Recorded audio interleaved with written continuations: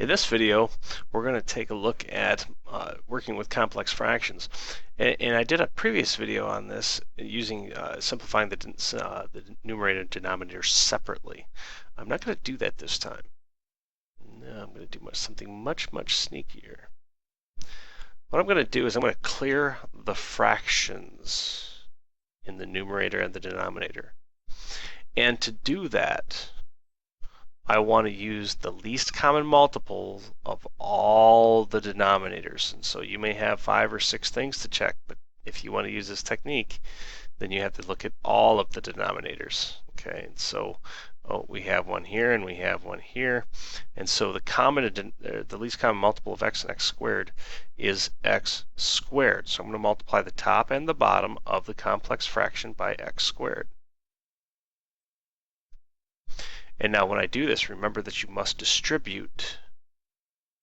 There's imaginary parentheses here. You must give everybody their due. When you do this, you're going to clear fractions. And so as a result, the blue, x squared times 4 is 4x squared plus 2 divided by x times x squared. One of the x squareds cancels with the x on the bottom to give you 2x on the top. Underneath, when you distribute, you get 2x squared, and then the x squareds cancel on the second term to yield just minus 5. From here, you can go ahead and factor the top just to see if there's anything that might be canceled, both top and bottom.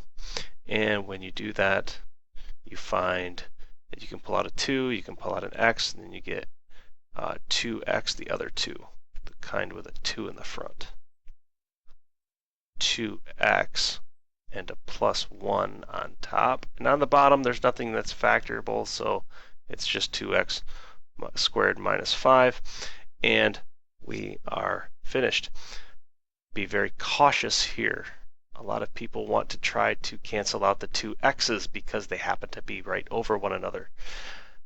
That's fine for the top. The top doesn't care about that, but the bottom is not a factor, it is a term. You cannot cancel across addition and subtraction. Be very cautious here. There's a very common mistake. So that's a way to simplify complex fractions using the least common multiple of all the denominators. It works especially good if you've got several denominators that you're dealing with in the complex fraction, and as long as they're not too complicated. If they're too complicated, it hurts. It's a very painful technique because it's a lot to keep in your mind.